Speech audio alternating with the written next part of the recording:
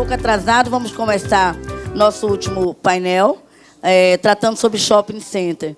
E com as palestras de Marcelo Barbaresco, falando sobre shopping center e o regime jurídico de seu clausulado, copropriedade ou sociedade. Então, Marcelo pode vir. Rafael Buzieri, tratando sobre a problemática do PL 447/2012 e seus riscos para os shoppings. Pode ir. E Cristina Lemos, tratando sobre questões polêmicas nas locações de shopping center. Então, é com satisfação que eu recebo esses 3 talentosos advogados na área de shopping, que vão nos brindar, cada um, com a sua visão específica de cada tema. Marcelo, pode começar. Senhores, como sempre, um prazer. E pelo segundo ano, falo de pé, Estela. E aí, pelo segundo ano, a gente tenta fazer o auditório ficar cheio e não consegue. Acho que talvez o tema shopping neste recinto não seja muito adequado, o horário, viagens, e assim segue a vida. Mas como nós temos que encontrar automotivação para tudo que se faz, não é? Se imagina tudo lotado, pede para os de trás se virem para frente, eles não vêm porque não querem ficar próximos. Né? Porque a aula participativa que eu e Thalita aprendemos a dar lá na GV é dessa forma, é uma aula que conversa, e conversa todo mundo com todo mundo. Senão a aula fica absolutamente chatíssima, né? Um falando e um monte de gente ouvindo, fingindo que entende. E aí a gente começa aqui falando de alguma coisa que é bastante cara, até escrevi sobre isso no meu mestrado, que era uma dúvida existencial. E vou tentar em 15 minutos ou até menos, porque aprendi numa palestra com o professor Araquém de Assis, que ele dizia que palestra boa é palestra curta, e não sou para ser curta, sequer precisa ser boa. Então, eu vou tentar, como tudo se atrasou, tentar falar em 10 minutos, e aí, se alguém tiver alguma dúvida, leia o livro, e sane todas as suas dúvidas, já que o tempo é absolutamente escasso, não é? Assim eu ganho meu royalties de R$1,50 por livro, é uma coisa de louco. Fico milionário e assim a vida segue. Qual que é o objetivo de nós falarmos aqui hoje? De eu falar para vocês. É exatamente estudar 2 regimes jurídicos na estruturação, foco em shopping centers, mas se aplica a qualquer negócio imobiliário em si. Né? Quer se utilizar o regime da compropriedade ou da propriedade sobre uma mesma coisa, ou do regime jurídico de uma sociedade, e assim a sociedade personificada. De antemão, por que nós temos que estabelecer, e gostaria de frisar, a questão do regime jurídico? Porque quando a iniciativa privada faz a escolha por um determinado regime, a este regime que ela livremente escolheu, é que deverão ser, na minha concepção, observadas as regras daquele determinado regime no regramento daquela determinada relação. E tomarmos, portanto, muito cuidado ao aplicarmos, sem uma reflexão aprofundada, do tal da analogia, tomando por empréstimo institutos ou regras de um determinado regime, ao interpretarmos ou aplicarmos em outro determinado regime.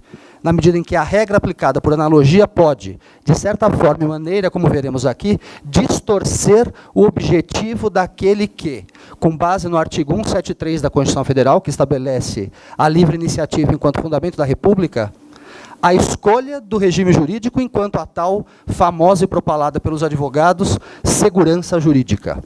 E o que vem a ser a segurança jurídica, se não a previsibilidade. Né?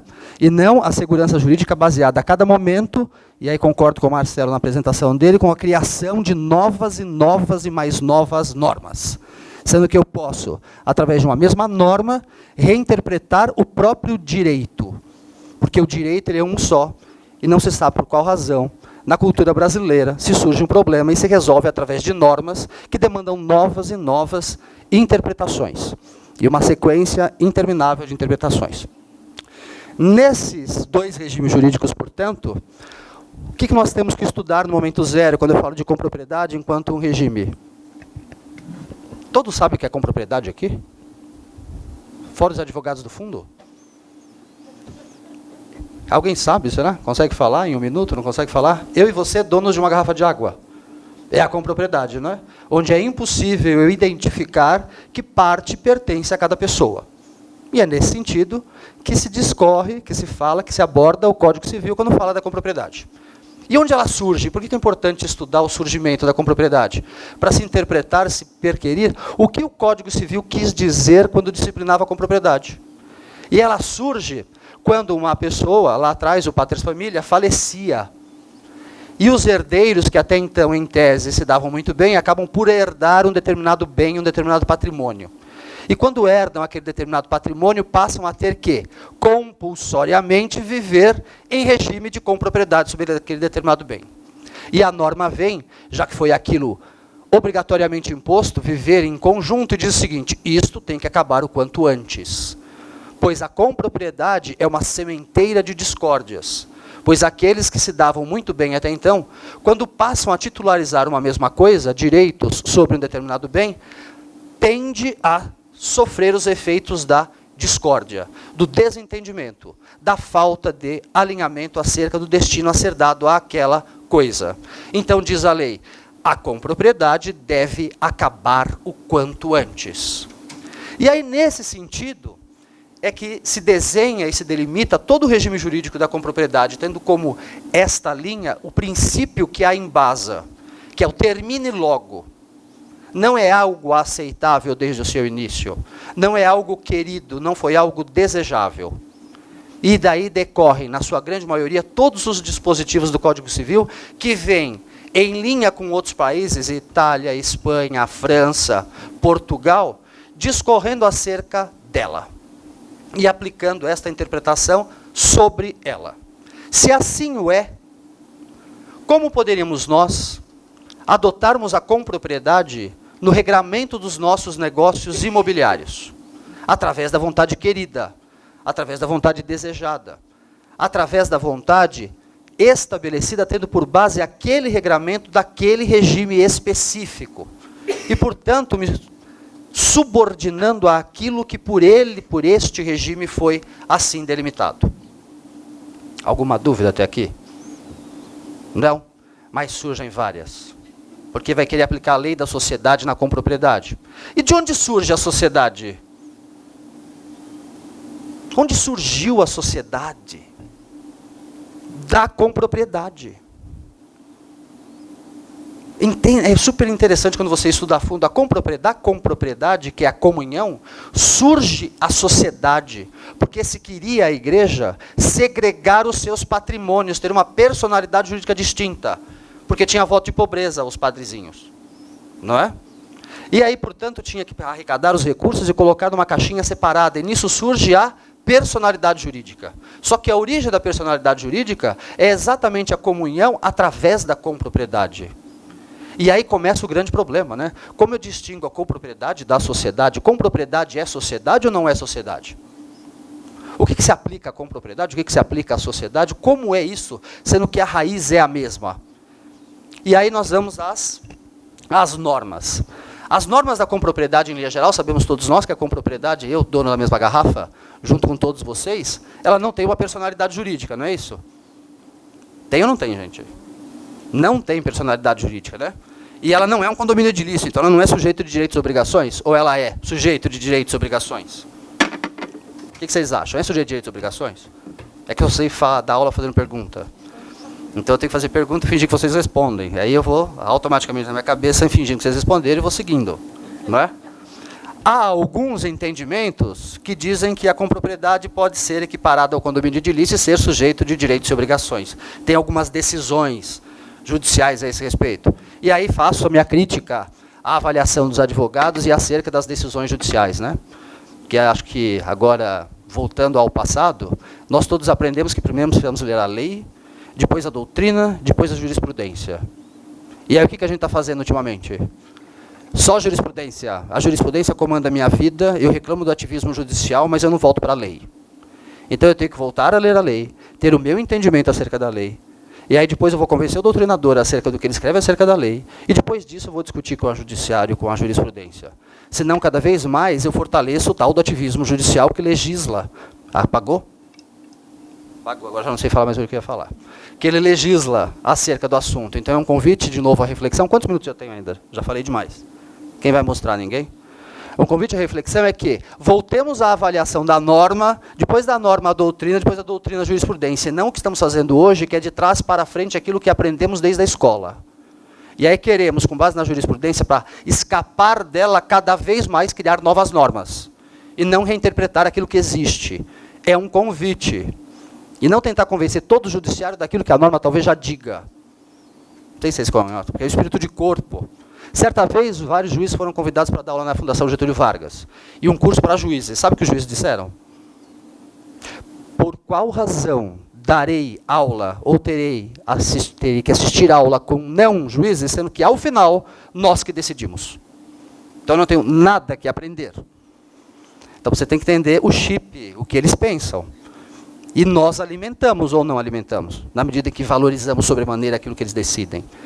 Bom, na compropriedade e administração, e passando rapidamente, acho que eu já estourei meu tempo, a administração pode ser ordinária ou extraordinária na compropriedade. E na administração ordinária da coisa, é aquele uso comum que ela se aplica. E quem decide na administração ordinária da coisa? Quem decide? Dentre todos nós dessa sala. Você, Marcelo? O Marcelo decide, porque ele detém o maior quinhão. Mas e nas administrações extraordinárias? E sabe por que é importante entender essa administração? Porque mais de 90% dos shopping centers brasileiros eles se utilizam da compropriedade para sua estruturação imobiliária. E apenas um pouco menos de 10% se utiliza da sociedade na sua estruturação. Poxa, será que todos os empreendedores de shopping centers são malucos? São loucos? E se utilizam de uma norma que tem a sua raiz, a sua essência no direito, advindo da morte de alguém e, portanto, aplicável de maneira absolutamente restritiva aos seus direitos? Essa vai ser, talvez, a nossa conclusão ao final, o que os leva a adotar a compropriedade. E por que não adotar a compropriedade na parceria? E por que não adotar a compropriedade na incorporação? E por que não adotar a compropriedade em qualquer negócio que eu faça? E uma das discussões é, para desenvolver uma atividade econômica, eu preciso constituir uma pessoa jurídica ou não preciso constituir uma pessoa jurídica? Né? É super interessante quando você lança a pergunta e as pessoas dizem, é claro que eu preciso. Aí eu pergunto, por qual razão? Onde está escrito? Aí sempre foi assim. E aí sempre foi assim, nós vamos caminhando para o mundo do desconhecido. Um faz, repete, copia, o outro faz, repete, copia, ninguém mais pensa. E cada vez mais repetimos aquilo que todos fazem, né? E que todos pensam. Então, na administração ordinária, a maioria decide. E na administração extraordinária, quem decide? A unanimidade. É unanimidade? É unanimidade. Então, se eu designo que um determinado imóvel, por hipótese pegando um shopping center, que vai ser um imóvel destinado à decoração, e eu quiser alterar a destinação dele para venda de varejo em geral, que não decoração, qual o quórum necessário para a alteração? A unanimidade. Porque assim foi definido desde o início. Mas se um determinado imóvel sobre ele nunca foi explorada nenhuma atividade, que quórum de comproprietários se estabelece a atividade a ser desenvolvida? A maioria. E uma vez estabelecida através da maioria, aquela primeira atividade, ela só se altera por unanimidade desde que uma vez exercida. Entenderam a diferença? É interessantíssima. E aí, se eu comparo com o direito societário, porque essa apresentação devia ser totalmente comparativa, é bom eu ter a unanimidade em alguma decisão da minha vida? Doutora societária, minha amiga. É péssima a unanimidade. Puxa, então por que os empreendedores de shopping centers adotam como regime aplicável aos shopping centers a compropriedade, onde então se disciplina a tal da unanimidade? Não é? Super interessante isto. Porque eles disciplinam, através de instrumentos esparsos, finalizar. É demais, não? É uma coação, não é? Marcelo, não passei do primeiro slide. O que eu finalizo agora? Foi um prazer. Inenarrável. Eu posso falar 5 minutos? Tá bom, obrigado. Já passou o almoço. Como que ele se disciplina isso? Se eu fosse traduzir a compropriedade de maneira específica, comparar a sociedade, a grande discussão que se tem é através da modulação, é a discussão acerca do direito que se estabelece na compropriedade e o regramento desta compropriedade. Ou seja, como que os sócios disciplinam as suas atividades? Disciplinam através da assinatura dos chamados acordos sociais ou convenções de condomínio civil de comproprietários, ou convenção de comproprietários.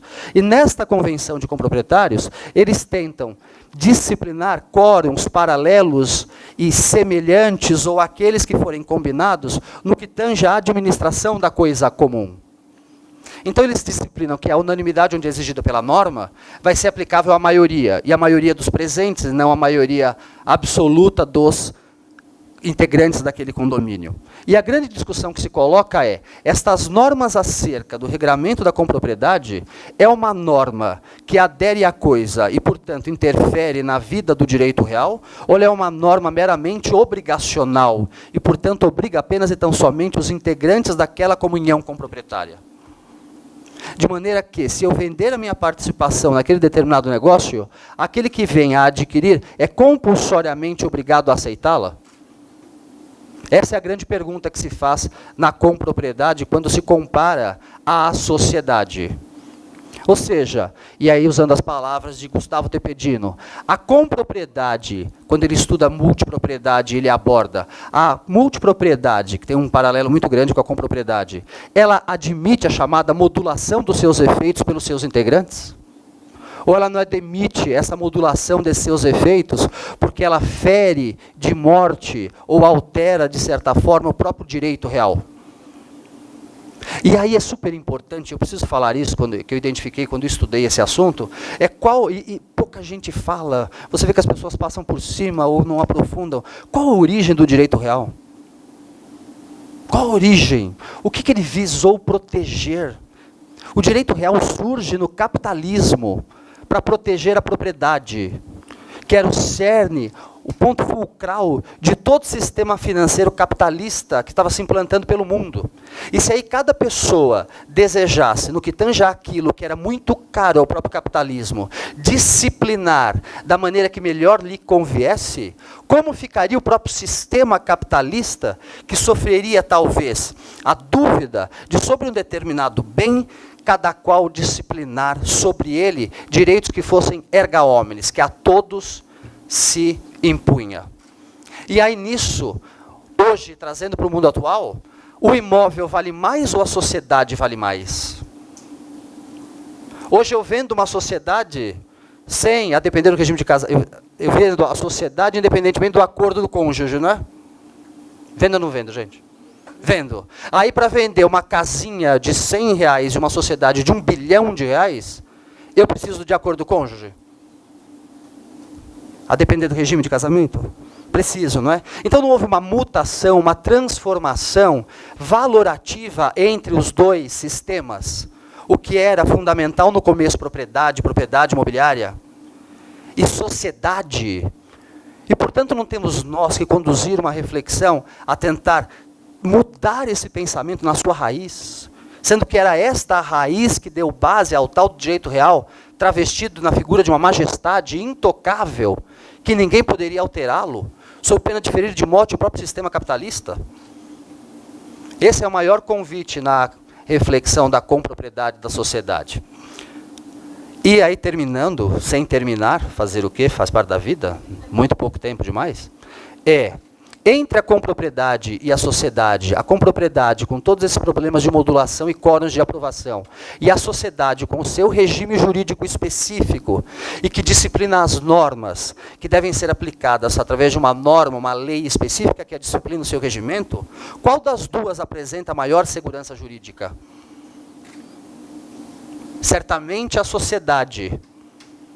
Certamente a sociedade. Puxa, mas por que então se adota a compropriedade se a sociedade é a mais eficaz sob a ótica da segurança jurídica? Por uma questão meramente fiscal. Na medida em que a compropriedade faculta aos seus integrantes, cada qual e dela integrantes, oferecer os seus rendimentos dessa compropriedade à tributação de acordo em conformidade com o seu respectivo regime. De forma tal que, por que não se aplicar à parceria? Por que não se aplicar à incorporação e tornar não todos, talvez, aplicáveis subsumidos ao lucro real, ao lucro presumido? Sendo que a cada qual poderia eu oferecer a tributação de acordo com o meu respectivo regime, superadas as questões da possibilidade ou impossibilidade da modulação dos direitos reais. Porque poderiam ainda vocês dizer que pode se colocar no contrato, e aí eu finalizando, como condição da transferência da minha participação, a obrigatoriedade da subscrição do meu acordo, da minha convenção de condomínio civil, como condição de eficácia à transferência da participação. Mas indago a vocês, e na hipótese de leilão forçado e venda da coisa, como você transporta estas mesmas disposições de cunho obrigatório e fundamental ao negócio, sem a concordância daquele que vem a arrematar o bem?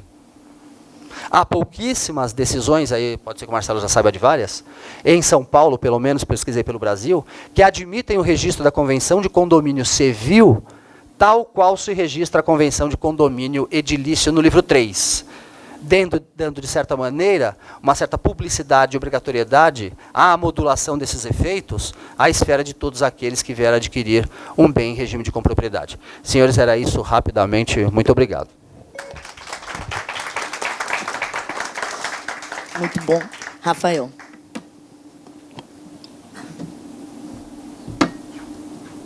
Boa tarde. Obrigado pela presença. É um prazer estar aqui mais uma vez no ADIT e compartilhar esse painel com vocês. Posso pegar emprestado o controle?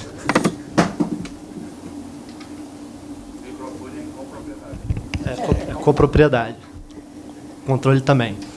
Bom, eu vou falar do problemático PL 447 de 2012, que, se não bastasse já a conjuntura econômica do país, né, que está aí sobre todo o setor da economia, todos os setores da economia, é um projeto que visa regrar a relação entre os operadores de shopping center e lojistas através da vedação da cobrança de aluguel proporcional, aluguéis extraordinários e progressivo. Bom, ele visa incluir o parágrafo 2º do artigo 17 da Lei 8245. E, para isso, ele diz: na locação de espaço comercial e imobiliário em centros comerciais, shopping center, somente será permitida a cobrança anual de 2 aluguéis mensais, vedada qualquer modalidade de cobrança progressiva ou de percentual sobre o faturamento do locatário. O que ele quer dizer com 2 aluguéis mensais anuais? É muito comum em shopping center a prática de cobrança de 13º, 14º e 15º aluguéis. E aí, passando aqui para a parte da atual fase de aprovação do PL, né? Ele está na Comissão de Desenvolvimento, Indústria, Comércio e Serviço, foi para lá em 25 de outubro de 2016, e essa comissão ela votou no sentido de aprovar esse PL, né? E eles disseram o seguinte: o certo é que essas e outras modalidades de aluguéis especiais impostos a lojistas na condição de locatário de shopping centers contribuem sobremaneira para o aumento da inflação, na medida em que os locatários de shopping centers repassam tais custos aos consumidores. Então, o primeiro argumento deles é de que, ao repassar o valor do aluguel aos consumidores, isso traria uma inflação e que, portanto, estaria vedado seria prejudicial ao mercado e vai em encontro contra a lei do Plano Real, ou seja, seria uma camuflagem de cobrar aluguel, né, de reajustar aluguel em períodos inferiores a 1 ano, através dessa cobrança de outros aluguéis.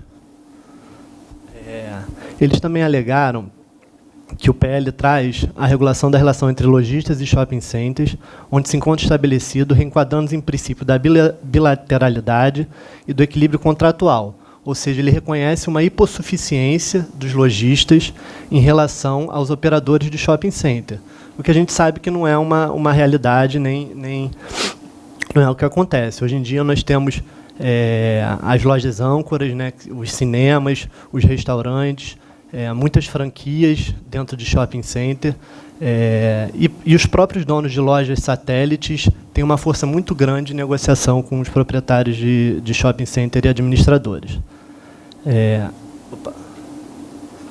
E aí, um detalhe importante é que a Comissão de Desenvolvimento Econômico, né, teve um voto a favor do PL 447.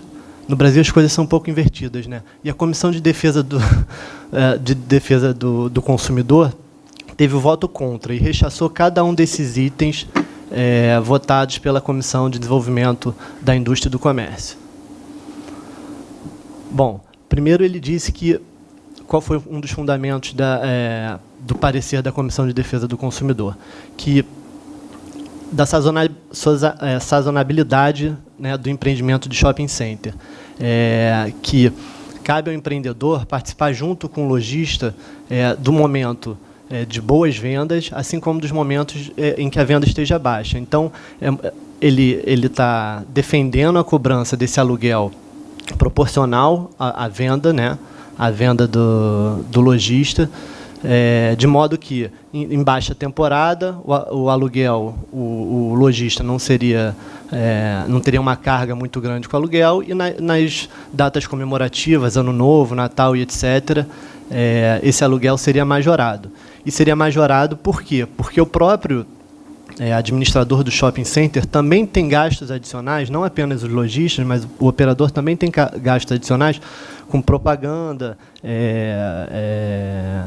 material de marketing, aumento, né, do consumo de energia elétrica e etc. do estabelecimento como um todo. Então, esse aluguel não causa uma onerosidade excessiva ao lojista, porque ele está contribuindo também no momento de maior receita, mas também há uma majoração das despesas. Bom, a Comissão de Defesa do Consumidor defendeu também a liberdade de contratar, a livre iniciativa, né, essa estampada no artigo 54 da Lei de Locações, que trata o contrato de aluguel de shopping center numa modalidade atípica, ou seja, dá liberdade a tanto as partes de contratarem, e eles votam, deixa eu só dar uma puladinha aqui, pela legitimidade da cobrança do aluguel. Aqui é uma decisão importante do STJ que valida a cobrança do aluguel duplicado, ou seja, do 13º, 14º e 15º aluguel.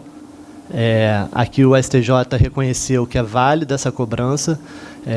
Esses 13º, 14º e 15º, como eu já falei, é Dia dos Pais, Dia das Mães, Dia dos Namorados e Natal.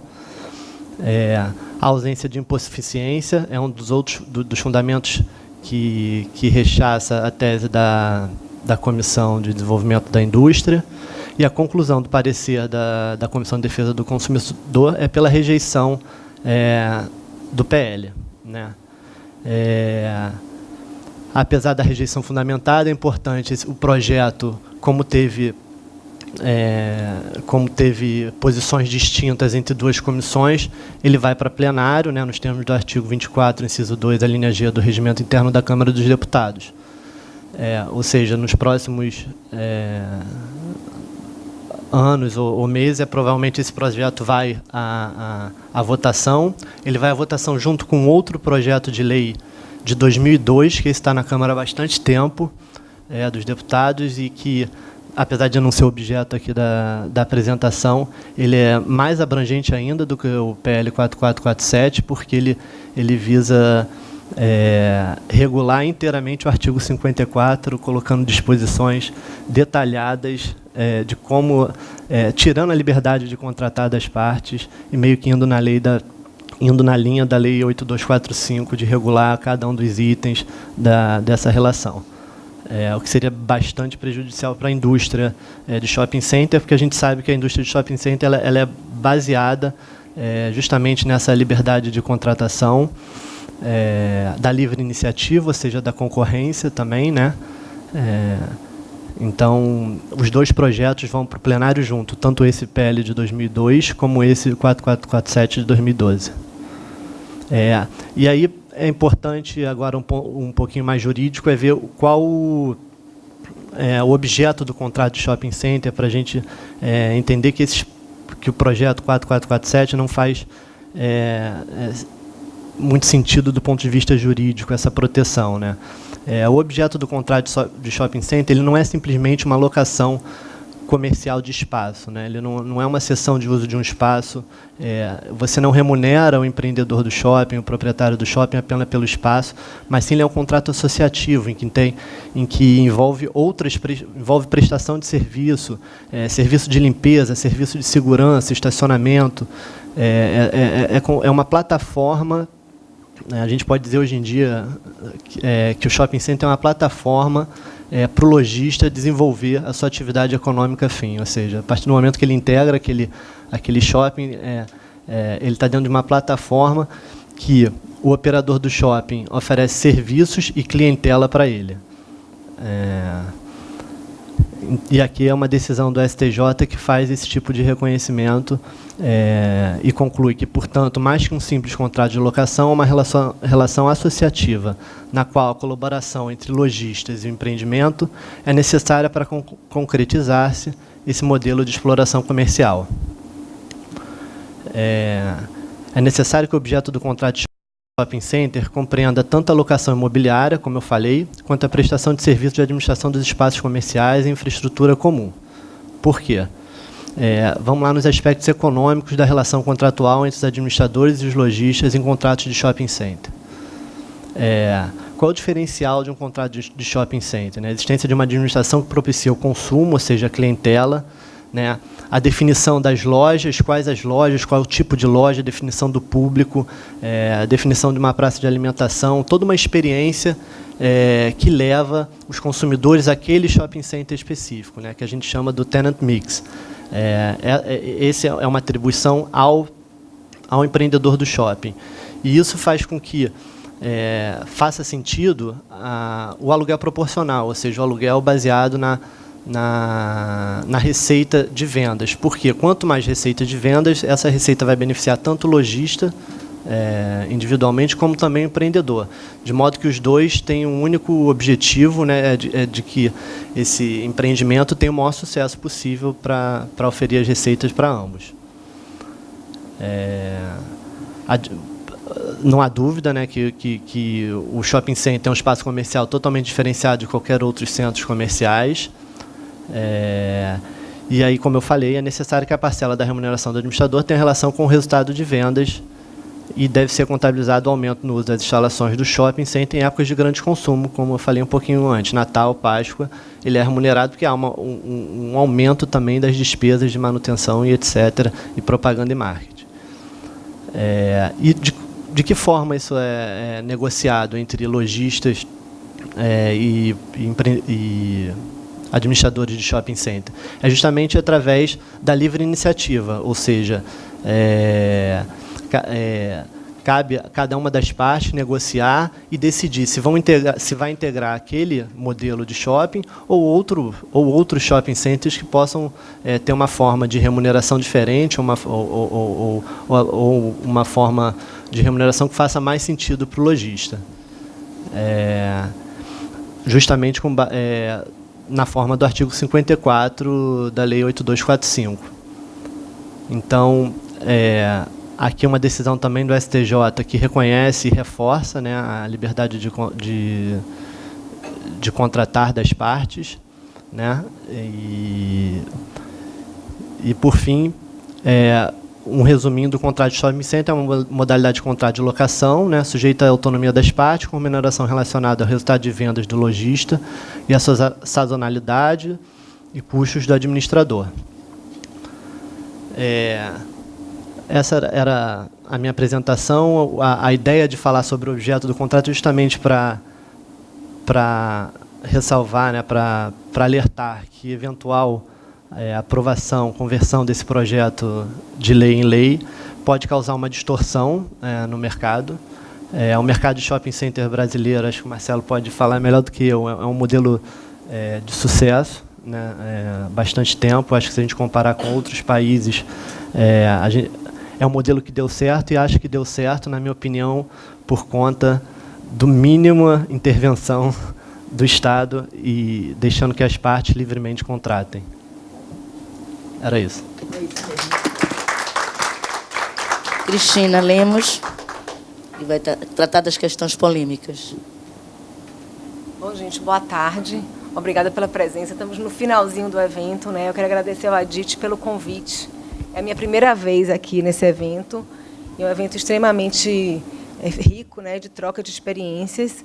E eu vou trazer para vocês um pouquinho da minha experiência de shopping. Eu trabalho nesse mercado há mais de 20 anos.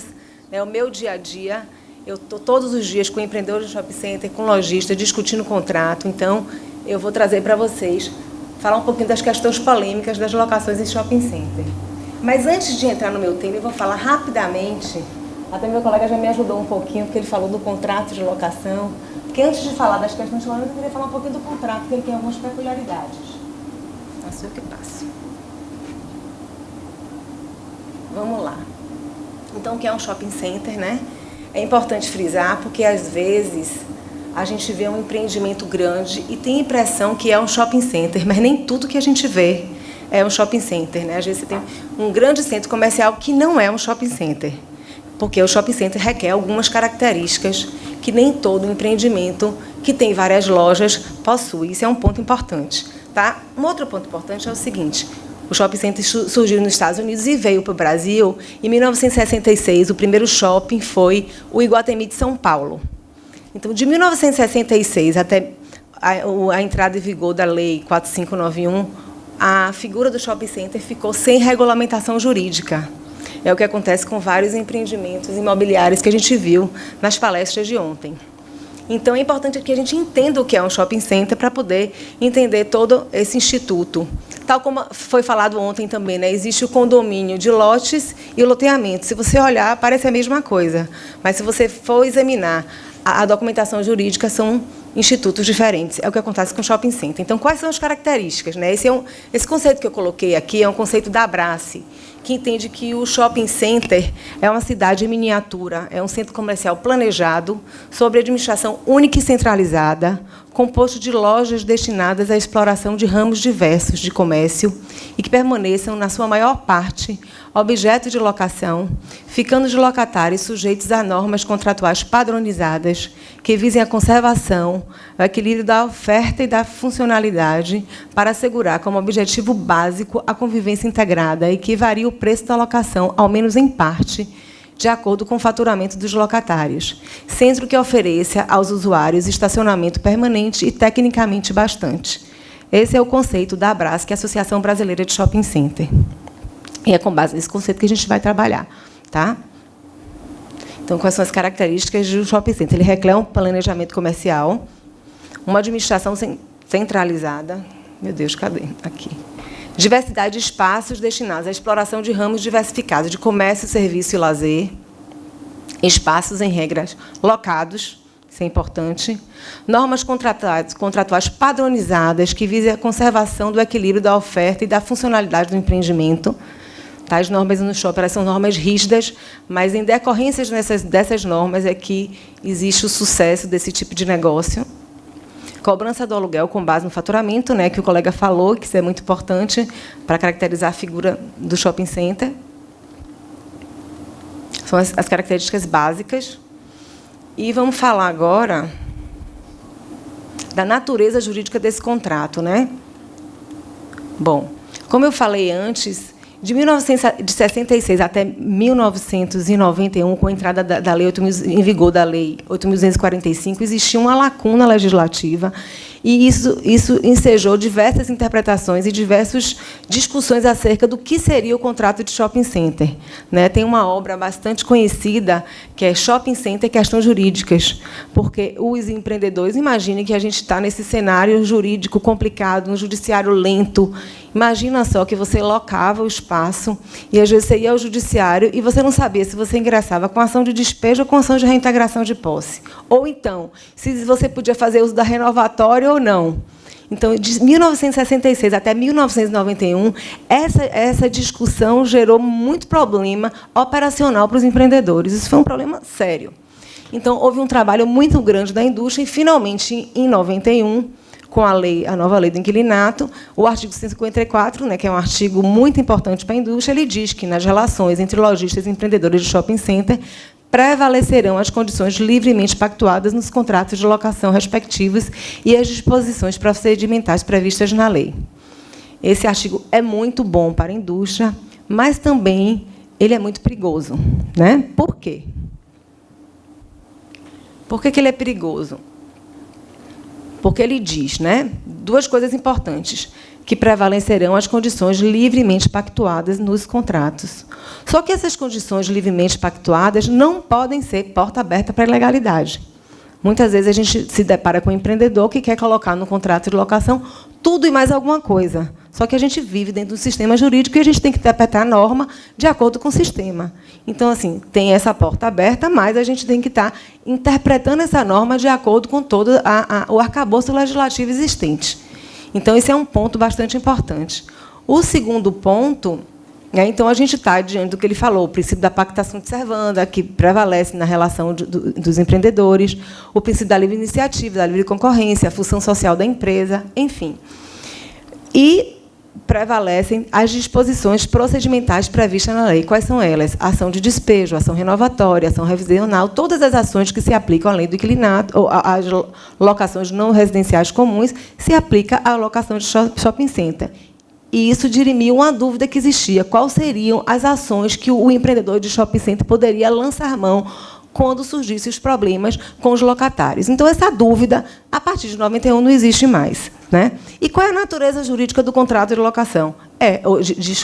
Firmado entre o empreendedor e o lojista. É um contrato de locação, apesar de que a gente ainda encontra decisões no STJ. Tem uma decisão do ano passado, não, de 2016, do ministro dizendo que é um contrato complexo, que ele não sabe se é locação, que é parceria. É locação, porque a lei está dizendo que é locação, né? Você pode entender até que é um contrato de locação com características peculiares, mas ele é sujeito à lei do inquilinato, né? Então, eu não entendo porque o STJ se coloca dessa forma, já em 96, né? Depois de tanto tempo da entrada em vigor da lei, mas paciência. Né?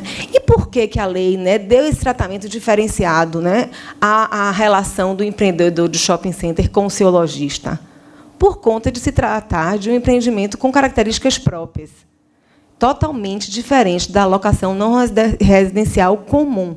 Então, a gente vai falar um pouquinho aqui do surgimento do shopping. Quando o empreendedor coloca um shopping center no mercado, ele envolve vários... Antes de você começar a construir, o shopping é altamente planejado. Então, ele exige um estudo de mercado para a escolha de local, elabora-se um projeto arquitetônico que visa a atratividade do empreendimento para que aquele empreendimento seja sustentável ao longo da vida dele. Então, ele não é o empreendedor de shopping center, ele não visa apenas construir um empreendimento, vender e deixar o empreendimento rodar. Não, ele vai estar ali presente durante a vida toda do empreendimento. Ele tem um cuidado muito grande na gestação desse negócio. Né? Então, ele procura construir um prédio de alta qualidade, com aspecto visual interessante. Hoje é pensado muito a questão ambiental, né? Que seja um empreendimento sustentável. É um dos pontos que se fala muito hoje. A questão do mix, que o meu colega falou, a importância da distribuição de serviços, de comércio e de também lazer. Hoje, o lazer vem muito forte no shopping center, né? O shopping center começou como um empreendimento comercial, depois para ser um empreendimento de serviços. E, hoje, uma dos negócios que você vê em shopping são os serviços de lazer, né? A experiência que o consumidor vai viver dentro de um shopping. Isso é uma das características do shopping center nos dias atuais, porque o shopping vem brigando com o comércio online, né? Então, ele tem que pensar, o empreendedor hoje tem que pensar muito no que ele vai colocar ali dentro para atrair os consumidores. Ok? Então, ao longo da vida, no início do shopping center, né, do planejamento, se pensa em campanhas de marcas publicitárias para divulgar o empreendimento, contrata-se uma administradora profissional para tocar o negócio, elabora-se um instrumental jurídico muito rico, né, que vai regulamentar essa relação. E esse instrumental jurídico ele é muito importante. Né? Quando eu entrei no mercado de shopping, eu pegava as convenções, eu achava assim, as normas gerais, eu achava um absurdo. Falei, quantas regras, gente? Para que tanta regra? Que absurdo. Mas, quando a gente vai vivenciando isso no dia a dia, a gente vê o quanto é importante que existam regras para regulamentar essa relação. E o sucesso do shopping center está nessa gestão profissionalizada, né? Na prática dessas regras que a gente vê no dia a dia. A gente passa o tempo inteiro lidando com o lojista. Se a gente deixar o lojista, faz o que ele quer. Então, ele tem que ter regras para abrir, para fechar, horário para arrumar a vitrine, horário para carga e descarga. Né? O shopping, a gente entra no shopping e sente que é um lugar organizado, limpo, né? Bonito, mas, por trás disso, existe um trabalho muito grande desse empreendedor, né? Dessa administração, para que o shopping se mostre dessa forma. Tá? E não só na fase de inauguração, mas durante toda a vida do shopping, a gente vê essa parceria do empreendedor querendo que o negócio dê certo, porque ele também participa dessa receita, né, do sucesso do locatário. Então, ele está ao tempo inteiro realizando campanhas de marketing. A gente vê, hoje em dia, que o marketing no shopping ele é cada vez mais refinado. Não sei se vocês percebem, as campanhas de Natal têm até parada da Disney, de empresas que fazem paradas na Disney. Hoje, elas fazem dentro de shopping. Então, vocês veem que as atrações de shopping são atrações internacionais. Por que isso? Porque o empreendedor quer trazer cada vez mais consumidor para dentro do seu empreendimento. Então, esse cuidado, essa parceria que existe entre o empreendedor e o lojista é uma característica dessa relação. Daí porque foi necessário ao legislador dar, no artigo 54, um tratamento diferenciado. A gente vê que é totalmente diferente de uma locação não residencial comum. Quando a gente compra uma sala de um prédio, o prédio vai ser administrado por uma administradora que não vai estar preocupado com o negócio dele. Na verdade, ela está preocupada lá do condomínio, da limpeza, segurança, mas ela não está preocupada com o negócio do lojista. E essa relação de cooperação ela existe verdadeiramente no dia a dia. Muitas vezes o lojista não está bem, o administrador chama ele, discute a questão do ponto de equilíbrio, as formas que ele tem de incrementar o negócio. Essa parceria é vivenciada dia a dia. Tá?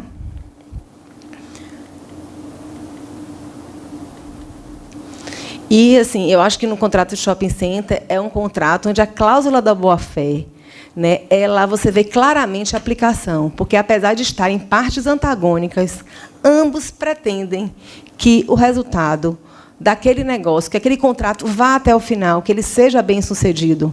Né? Então, a gente vê uma atitude, tanto do empreendedor como do lojista, para que o negócio dê certo. É onde a gente vê bem claramente a aplicação da cláusula da boa-fé objetiva. Tá? Então, feitas essas considerações rápidas, eu vou passar para as questões polêmicas. Né?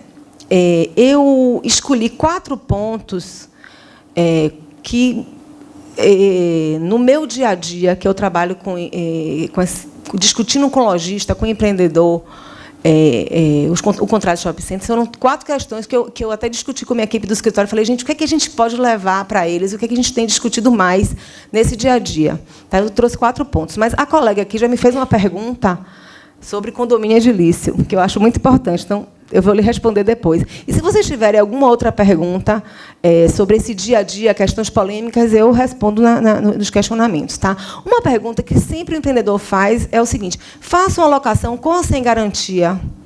Porque a lei do inquilinato prevê que, quando o contrato não tiver garantia, ou então a garantia tiver se encerrado, você pode conseguir uma liminar numa ação de despejo e despejar o locatário mais rápido. Né? Só que você não vai ter a garantia para uma futura execução. Então, o que é que eu respondo? O que é que você quer? Né? Você pode optar para ter um despejo mais rápido, e realmente o despejo sai mais rápido. Mas, neste caso, então, o que ele deveria fazer? Né? Que a gente sugere? Depende muito da escolha do lojista, do empreendedor. Qual seria a desvantagem? Né? Qual seria a vantagem? A obtenção de liminar mais rápida no caso de desocupação. Qual seria a desvantagem? Dificuldade de receber o crédito no caso de uma execução, porque você não vai ter uma garantia, você não vai ter o fiador. E, muitas vezes, o lojista ele abre um negócio, abre uma empresa, opera naquele shopping, quando ele sai, ele encerra a empresa. Ou então deixa a empresa de lado e não opera mais com aquela empresa. Então, a empresa geralmente não tem patrimônio. Tá? Qual é a solução? Você quer optar por não ter garantia? Então, faça uma gestão de sua carteira de inadimplência muito eficiente. Ou seja, se você quer ter um contrato sem garantia, você faça essa gestão. 3 meses não pagou, 2 meses não pagou, ingressa com ação de despejo, porque é uma forma de você pressionar o lojista a ele fazer um acordo na ação, purgar a mora, e você retoma aquele contrato. Se ele não fizer isso, você tem um prejuízo menor, porque você já conseguiu eliminar e conseguiu despejar ele. Então, essa gestão que a gente, assim, no dia a dia, às vezes, o administrador do shopping, ele não tem esse cuidado de estar gerindo aquilo. Então, o lojista está devendo. Faz uma pesquisa de bens, vamos lá olhar se aquela empresa tem bens. Vamos fazer essa gestão, ver como é que ela está no Serasa, ver se ela está devendo a banco. Então, tudo isso é importante que seja feito no dia a dia. Porque se a empresa já estiver lá devendo a banco, pode entrar com despejo, porque o banco, com certeza, tem uma garantia, então entra logo com ação de despejo, não vamos esperar. Entendeu? Então, minha recomendação é essa. Não quer ter garantia no contrato, não quer ter garantia pessoal, faz uma gestão eficiente da carteira. Ok? Então, uma questão é essa. Fazer com garantia ou sem garantia. Um outro ponto também, que agora está bem atual, é a questão da CTO. Não sei se vocês já ouviram falar, que é o custo total de ocupação. Né? E a CTO é uma modalidade de pagamento de aluguel em encargos condominiais que demonstra claramente que a relação do empreendedor de shopping center com o lojista não precisa ser regulado pelo legislador, da forma como a gente vê nesses projetos. Por quê? Porque o que é o CTO? É o custo total de ocupação. O locatário combina com o locador um valor fixo, cheio, e neste valor está embutido o aluguel, condomínio FPP, que é a contribuição para o fundo de propaganda e publicidade. Então, ele paga um valor fixo. Para ele, é o melhor dos mundos, porque ele tem lá o orçamento dele, ele sabe quanto ele vai pagar por mês, ele não tem um condomínio variável. O aluguel, a gente sabe que é fixo, mas o condomínio varia, né, porque é rateio de despesa. Então, para ele, é o melhor dos mundos. Qual é a vantagem desse modelo para o locador?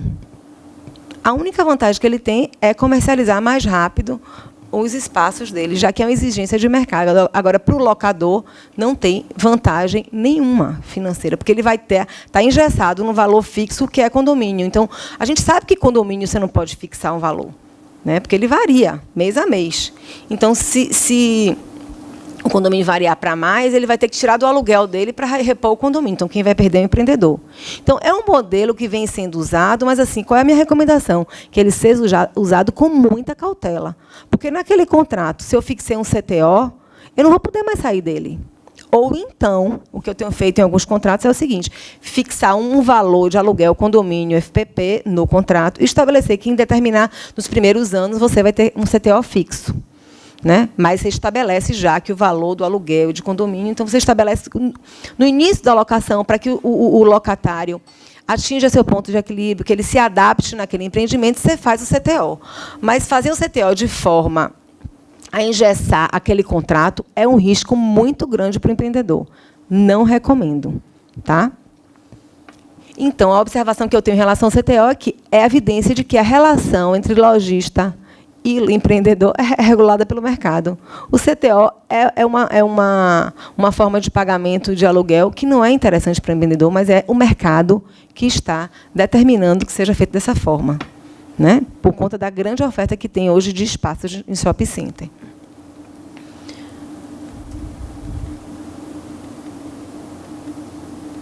Bom, a outra questão é em relação ao rateio das despesas operacionais.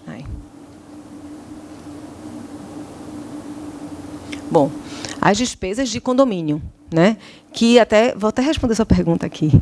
Em alguns shoppings, a gente não vê a figura do condomínio edilício. A gente vê a figura do condomínio civil sem um condomínio edilício. Né? Há algum tempo atrás, foi publicado na Abrace um artigo que entendia que não precisava, no empreendimento tipo shopping center, ter o condomínio edilício. Para que condomínio edilício? Para fazer confusão, para ter que ter assembleia, para ter que ter... Não é necessário. Eu sou totalmente contra esse entendimento.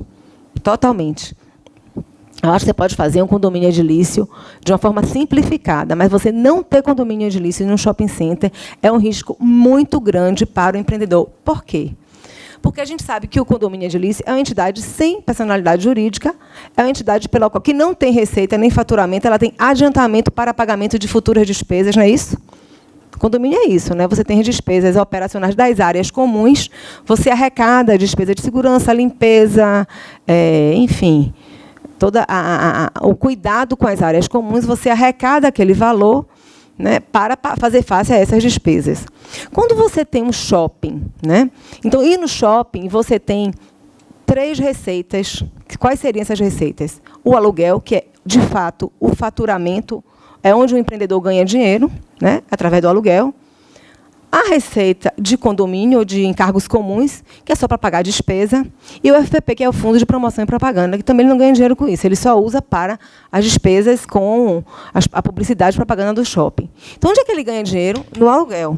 Então, ele vai ser tributado no aluguel. No condomínio, não, porque o condomínio não é receita, né? Quando ele cria apenas uma única entidade e recebe naquela entidade todo o faturamento dele, ele corre um risco muito grande de ter toda aquela receita tributada.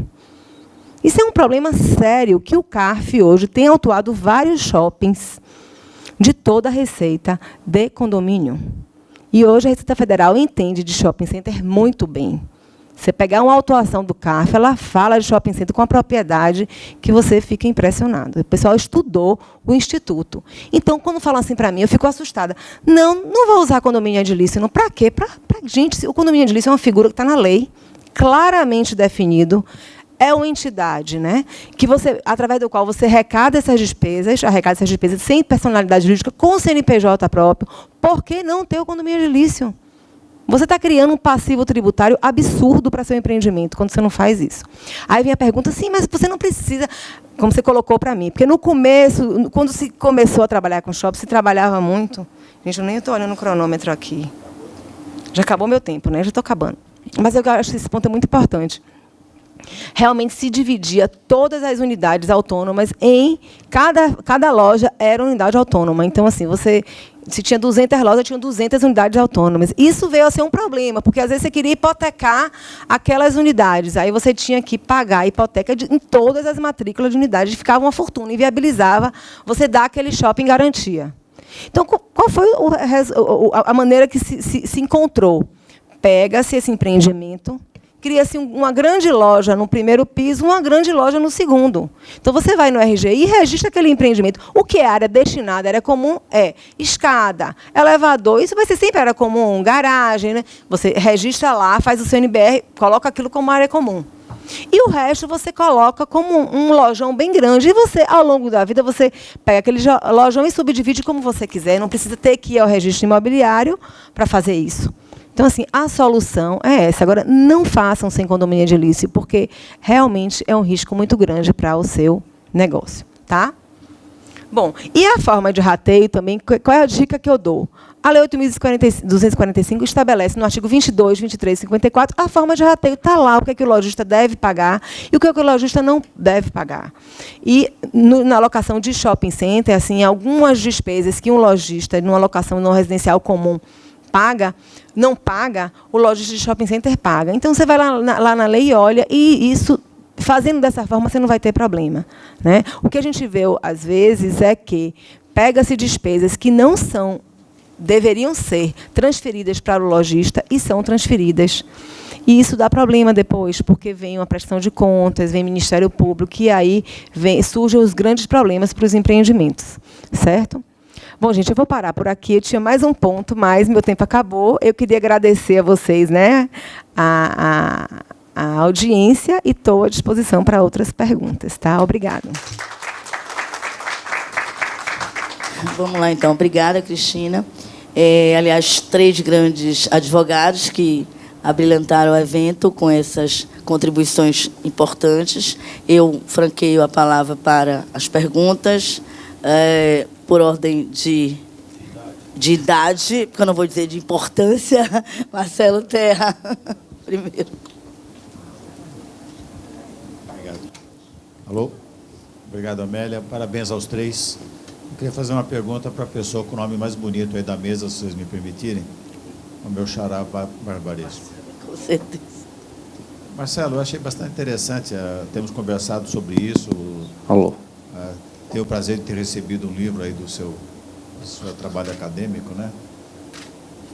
Quando você queria uma análise sua comparativa entre a sociedade e a copropriedade sob a ótica da expansão do shopping center. Compra do terreno vizinho ou mesmo expansão no mesmo terreno. Os dois modelos. Eu abordo isso lá, eu estudei porque é um grande problema, de fato, a expansão. A expansão pressupõe, como ponto básico, investimento, não é? E, além de investimento como ponto básico negocial, porque eu sempre parto do fato, né, gente? Eu aprendi na minha trajetória a pensar o fato e, depois do fato, trazer o direito nele. Então, a primeira coisa é investimento. A segunda é a transformação da própria propriedade. Então, envolve um investimento que transforma a propriedade. E essa expansão pode ser em terreno próprio, da própria copropriedade, ou em terreno próximo, contíguo ou não. Né? Porque nós tivemos já a expansão de shopping centers ou de negócios imobiliários no mercado brasileiro, que era em terreno contíguos ou não. A expansão, prevista ou não prevista, pactuada ou não pactuada, não é? Então, as convenções de condomínio civil, ou os pactos celebrados entre comproprietários no passado, não previam a questão da expansão em imóveis próprios ou contíguos. E como você resolve com base na lei? Como resolve? Unanimidade. Porque é no próprio terreno. Porque demanda investimentos. E se deliberar por maioria e não se prever retenção de receitas para o pagamento do próprio investimento a que se destina essa expansão, como você faz? É uma norma sem eficácia. Então, eu enfrentei também esta situação em que empreendimentos tinham a norma da expansão, que se deliberar por maioria, mas não se falava nada sobre e acerca dos recursos necessários à expansão. Então, você aprovava por maioria, desde que aqueles comproprietários ainda fossem aqueles que tivessem celebrado a convenção, só que na hora do aporte, ninguém era obrigado a aportar. Ou aquele que votou contra não aportava. Então, eu dizia que era uma norma sem eficácia. Você ganha, mas não leva. Porque senão você tinha que aplicar todas aquelas disposições do condomínio civil previstas na norma, que eu tinha que efetivamente financiar o outro e aí perder a propriedade na proporção dos investimentos previstos no Código Civil. Então, quem queria fazer? Queria-se ou não queria? Investir. Já na sociedade é absolutamente mais simples. Vai se aplicar o quórum a depender de cada uma dos tipos societários que você aplicou, a limitada ou a sociedade por ações. Onde, em regra, se nada foi disciplinado, você aprova por maioria. Acho que é isso a comparação. E a diluição, se não aporta, é diluição. O que não se pode, e aí é o que são os grandes erros, tem uma ação judicial em andamento, que é a emblemática do mercado de shopping centers e que se discute com propriedade, que é entre, é pública, então posso falar os nomes, é entre a Brookfield e o shopping, e os Brookfield de um lado e os outros comproprietários do shopping Pátio Paulista. Nesta ação se discute uma questão super cara ao direito da compropriedade, que é o conflito de interesses. Ou seja, se aquele que tem o conflito de interesse poderia ou não votar numa determinada assembleia. Assembleia esta qual? Do condomínio edilício. Vota ou não vota se tem conflito de interesse envolvido.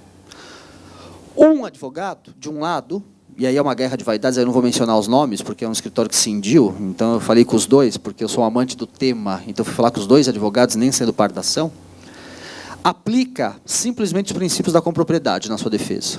O outro advogado, muito espertamente, aplica os princípios e a analogia da lei da sociedade por ações, onde tem exatamente a vedação do voto pelo conflito.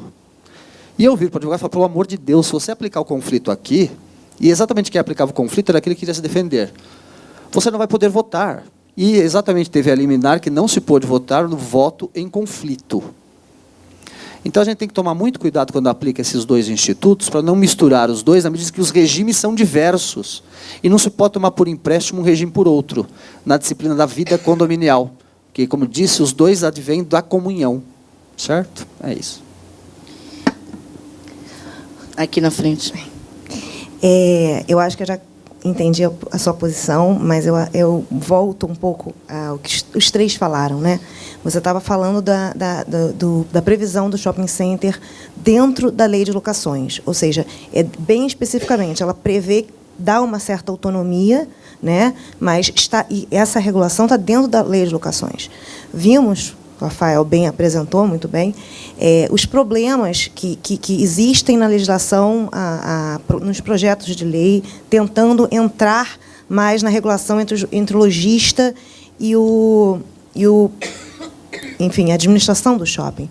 Por outro lado, o Marcelo falou de uma forma muito inteligente e dizendo que não basta chegar na jurisprudência, a gente tem que voltar sempre à lei. Então, eu queria a opinião de vocês que, em relação à propriedade, à compropriedade, ou se é o caso de alteração de lei, ou como regular essa existência majoritária de compropriedade, 90% dos empreendimentos, com a necessidade também de não engessamento da operação, não só entre os lojistas, mas também entre os empreendedores. Então, eu estudei o direito em diversos países acerca da compropriedade, né, do condomínio civil, como se fala. E, dentre os países estudados, o que me parece o mais inteligente... Em primeiro lugar, eu sou a favor da livre iniciativa, então eu preciso deixar absolutamente claro isso. Vale aquilo que foi combinado entre as partes em prol de um determinado interesse. Desde que as partes sejam capazes, não seja vício de consentimento, não estou tratando de suficientes, então vale o combinado, certo? Para que se possa, de acordo com a Constituição Federal, construir uma sociedade livre, justa e solidária. Então, não se tem como fazer uma sociedade livre, justa e solidária, sendo que você engessa o capital. Você mata de morte o capitalista, o empreendedor, certo? Então, o que me parece mais adequado é o sistema francês, que na compropriedade do condomínio civil, ele simplesmente coloca uma vírgula. Em todo esse regulamento, ele fala, vírgula, salvo se combinado de maneira diversa. É tão simples quanto isto. Deixa a livre iniciativa conduzir seus negócios. E aí se aplica o judiciário para coibir abusos. Todos os outros países não têm o salvo C. Por que o Estado tem que intervir falando que é 13º, 4º, 5º, 6º, 10º? Se o cara quis pagar. Porque eu posso falar mais isso? Só porque não há, gente, 13º, 4º, 5º, 6º, 7º, 8º. Não há na sua essência. E eu vivi shopping center 16 anos. No dia a dia. É feita uma conta, um business plan, um número de chegada, onde a divisão do valor que se deve por ano é dividido em 14, 15 ou 16 vezes, em prol exatamente de ajudar àquele que lá está. O que acontece é que, às vezes, alguns grupos empreendedores não muito aparelhados aplicam a norma de maneira equivocada, aplicam a regra de mercado, o uso e o costume, de maneira equivocada. E aí dá a intenção que é 14, 15, 16, 17, 18, 19, 20. Entende? Mas é um cômputo geral de valor devido ao ano. Como eu comentei, eu sou a favor da livre iniciativa. Quanto menos intervenção estatal, melhor. É um tipo de negócio que vem dando certo. E como o Marcelo falou, caso esse projeto de lei venha a ser convertido em lei, alguém vai pagar essa conta, né? Porque a conta tem que fechar. E provavelmente o que vai acontecer é que os aluguéis ficarão mais caros e quem vai sair prejudicado no final das contas vão ser os próprios lojistas, que esse projeto de lei teria a intenção de proteger. Cristina? Eu queria falar... Marcelo, no livro dele, defende a compropriedade. Ele foi assim nas entranhas da compropriedade, ele foi no direito comparado. Esse livro é maravilhoso. E, realmente, ele defende que a compropriedade consensuada, né, Marcelo, consensuada que você chama, vale a livre iniciativa, vale o que for combinado. Vamos olhar, dar uma outra interpretação à compropriedade que está no Código Civil, porque ela surgiu da compropriedade hereditária, né? Como é que você chama? Da forçada, né? Porque você herdava uma fazenda, você tinha que aturar ali aquele herdeiro seu que você não queria, mas por isso que ela surgiu e a tendência era terminar. Ela não tinha por que demorar tanto, porque era uma fazedora de conflitos, o que é diferente da compropriedade consensuada. Eu escolhi o condomínio voluntário como figura jurídica para o meu negócio, então eu vou regular ela da melhor maneira possível. E assim, eu vivencio isso na prática, porque eu tenho vários clientes que trabalham com condomínio civil e não tem problema nenhum. Os condomínios estão aí há mais de 20, 30 anos, tranquilamente, entendeu? A gente só tem um probleminha hoje do condomínio civil, que é a questão do CNPJ, que a gente não consegue tirar. Então, você tem que aliar o condomínio civil a um consórcio para poder operar o dia a dia, né? Mas, Por que se usa muito condomínio civil? Porque você não tem personalidade jurídica e a receita vai direto para o empreendedor e ele é tributado da maneira que ele escolheu. Então, como tem muito fundo de pensão que é investidor de shopping e que não paga tributo, então a questão da grande utilização do condomínio civil é por isso. Porque os fundos de pensão eles recebem as receitas de aluguel, vai direto, como eles têm isenção, eles não pagam os tributos, né, federais. Então, é a melhor forma de se instituir um shopping center é por isso, entendeu? Que se usa essa figura. Uma última pergunta, então. Mais duas, então.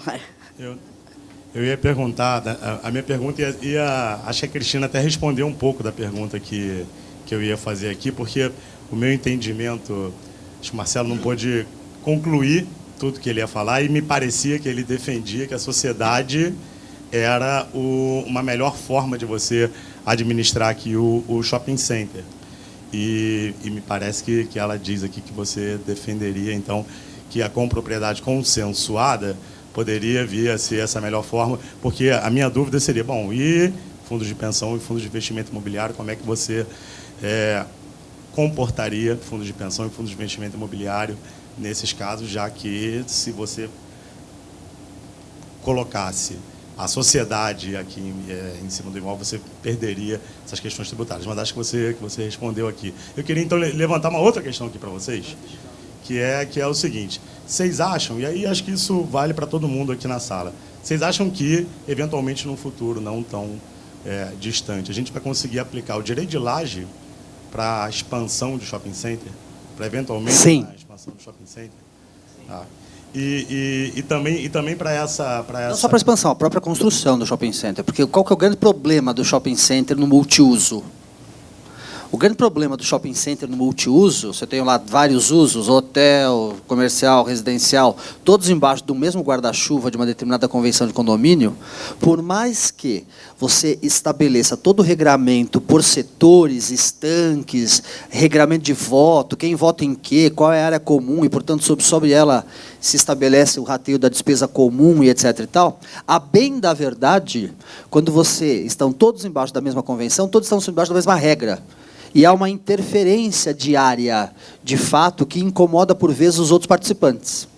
Então, com o advento do direito de laje, que veio a proteger, aspas, os descamisados, que, a bem da verdade, não protegeu nenhum, na minha visão, na medida que você tem que ter o título da terra, você acaba e abre para todo o segmento imobiliário a laje como uma possibilidade efetiva de, sobre ela, desenvolver uma incorporação. Incorporação ou não, ou melhor, implantar um condomínio edilício, segregado daquele que participa do todo. E, portanto, cessam as interferências e eu vou aplicar simplesmente as regras do direito de vizinhança. Entende? Me parece. Ninguém fez ainda, é muito novo. Mas o Olivar faz agora. Mais uma pergunta? Boa tarde. Primeiramente, queria parabenizar os panelistas pelas brilhantes apresentações. A minha pergunta é bem do ponto de vista prático. A gente teve um período de recesso econômico nos últimos anos e diversos inquilinos inadimplentes. Eu, particularmente, utilizei um artifício que foi desvirtuar um pouco a ação de despejo, no sentido de utilizar essa ação não para efetivamente despejar os inquilinos, mas para obter o pagamento dos aluguéis atrasados. Eu queria saber dos painelistas, utilizar um pouco da experiência de vocês, quais seriam as opções, né, dos shopping centers para receber essas locações e utilizando essa estratégia do despejo como forma de garantir o pagamento dos aluguéis, porque se mostrava muito mais efetivo essa ação em si, né, o receio de ser despejado, do que uma ação, por exemplo, de cobrança de aluguel atrasado. Seria isso. Obrigado. Quem quer responder? Cristina. A gente faz do mesmo jeito que você.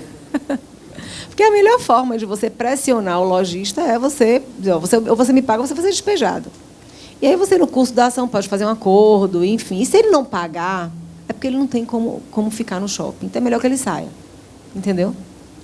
E aí você faz um acordo, se ele não cumprir, você executa, e você já tem já está no judiciário, ele já foi citado, ele já contestou, então você já avançou alguns meses do que você ter. Por exemplo, eu oriento o meu cliente, não faça confissão de dívida. Às vezes ele pega o lojista está devendo 4 meses, 5 meses, ele faz uma confissão de dívida. Aí vai lá, ele não paga. O tempo que ele perdeu, ele não está pagando nem a confissão, nem o dia a dia dele, né? Os aluguéis vencidos depois da celebração, que foram se vencendo depois da celebração da confissão. Quer dizer, quanto tempo ele perdeu? A dívida já aumentou e ele ainda vai para o judiciário para ajuizar a ação, para ser citado, para contestar. Agora tem o tal da audiência de conciliação, né, que tem juiz que fixa, que designa a audiência, outros não, outros entendem que não precisa, porque o rito é diferenciado. Então, a gente tem que esperar ainda a realização dessa audiência nos casos que é necessário. Então, eu recomendo, ajuiza logo a ação. E faz essa gestão que eu falei ali na minha apresentação, né? Faz a gestão da carteira de inadimplência. Se a pessoa está devendo a banca, tudo, ajuiza logo, está com título protestado. Ajuiza logo essa ação, porque vai ser problema daqui a uns meses.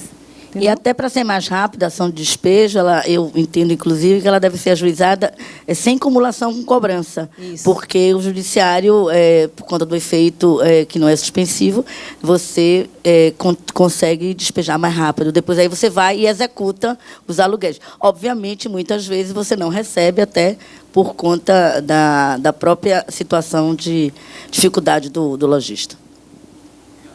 Mais uma pergunta? Eu queria Bernardo. parabenizar. É realmente muito bacana o painel. Fale alto, Bernardo. Estava parabenizando o painel, realmente as questões bem interessantes. E a minha pergunta é sobre, apesar do artigo 54 falar da relação, seria para a Cristina, apesar do artigo 54 falar da relação entre lojistas e empreendedores de shopping center, se a gente poderia aproveitar essa liberdade contratual para as sublocações também no shopping center. Sim, aplica-se a mesma lei, são as mesmas regras, sim, com certeza. Apesar de não ser muito comum sublocação em shopping center, né, é só o caso de algumas operações que eles de franquia, onde o franqueador master, ele loca, depois ele subloca para o franqueado dele. Né? Esses casos acontecem bastante. Acho que é o McDonald's, se não me engano, ele opera assim. Mas não é comum se fazer sublocação, se autorizar a sublocação. Entendeu? Mas se aplica as mesmas regras. Entendeu? Posso fazer uma última? Lógico. Avançado da hora. É um prazer. Primeiro, parabéns, excelente painel. Tudo que eu consegui assistir, eu gostei muito. Eu queria debater um pouquinho sobre a opinião de vocês em relação às despesas. Não no ambiente de condomínio edilício, por vezes é comum se constituir uma associação dos lojistas, mas, na verdade, a associação que é controlada pela administradora do shopping. Sempre com todo o risco envolvido de só se associar quem quiser se associar. Isso, inclusive, os tribunais superiores já decidiram nesse sentido. E também, se a associação é dos lojistas, quem deveria tomar as decisões seriam os lojistas, e não o administrador a controlando. Opção outra, que não essa, seria uma eventual outra empresa do administrador só para arrecadação de valores para pagamento de despesas, com um objeto social que não envolvesse aquele da arrecadação dos aluguéis, por exemplo. Eu queria saber de vocês o que seria a recomendação por vocês, até porque tudo que eu estou falando que se faz tem um risco, inclusive tributário, porque você estaria prestando um serviço, e prestando serviço, auferindo algum lucro, você teria que ser tributado por esse serviço ISS municipal. Queria entender um pouquinho de vocês, o que vocês pensam nesse ambiente, uma vez não existindo condomínio edilício, da arrecadação e da obrigatoriedade daqueles locatários pagarem por conta do condomínio. Quem quer responder? Bom, a associação de lojistas é uma prática, pelo menos no estado do Rio, a maioria dos shopping centers contam com a associação de lojistas, aqui também. Então, eu acho que alocar essas despesas de condomínio e adiantamento de despesas de condomínio na associação é um bom caminho. Eu já vi consórcio, né, a constituição de um consórcio em que um dos empreendedores líderes concentra ali toda a administração das despesas. Pode ter sociedade em conta de participação também. Estou aqui pensando alto algumas possibilidades, mas a maioria dos shoppings com quem eu trabalho está estruturado através de associação de lojistas controladas pelo empreendedor. Posso só contribuir? Você sabe que o que eu acho que a gente tem aqui? A gente, na verdade, não tem um condomínio edilício, né? Isso. A gente tem uma composse edilícia, se a gente for ver. A A gente tem os lojistas, eles têm a posse de uma área exclusiva e você tem uma área comum do shopping sobre a qual eles deveriam contribuir. E até aquela loja que não está alugada, os empreendedores aí eles contribuiriam para aquilo. Então a gente usa essa denominação condomínio edilício, que é a denominação normal para se utilizar, e até porque os shoppings começaram a ser estruturados lá através do condomínio edilício, mas que a gente tem uma composta edilícia, né? Eu acho até que, do ponto de vista tributário, simplifica se a gente tiver o CNPJ, se a gente conseguir ainda ter o CNPJ. A discussão é que o termo, a nomenclatura correta que se utiliza até nos contratos, é assim, nós temos grupos estruturados de shopping centers, nós temos grupos não estruturados. Essa é a verdade pura, né? Então são despesas rateáveis, o termo correto que se usa, e não despesas condominiais, porque se remete automaticamente ao edilício, né? Então são as rateáveis. E aí elas se equiparam às associações em loteamentos com controle de acesso restrito, né? A mesma natureza, aquele que se apropria da coisa. Nunca vi discussão por conta de onde se cobra, não se paga. E aí tem esses mastrodontes, essas heresias jurídicas, na minha concepção, de se utilizar consórcio para a finalidade de simplesmente distribuir rateio de despesa. É uma heresia, porque não há, de fato, conjugação de esforço algum para chegar a alguma finalidade, né? Mas, como não se tem, se faz, que é um absurdo, né? Eu sou mais favorável ao de utilizar a conta transitória das administradoras imobiliárias, que tem tratamento fiscal para isso, e, através da conta transitória, passar os recursos rateáveis. E não pela associação, e tampouco pelos consórcios. Aqui a minha amiga societária pode falar também, que é um absurdo da heresia, né? Mas é assim que funcionam alguns, né? Bom, eu acho que já está na hora... Bernardo, mais alguma coisa? Porque já está na hora de a gente concluir esse painel. Agradeço a presença de todos. Parabenizo os 3 painelistas que foram brilhantes nas suas colocações. E até o próximo ano, até a próxima DIT, e estaremos todos juntos de novo, com certeza. Muito obrigada.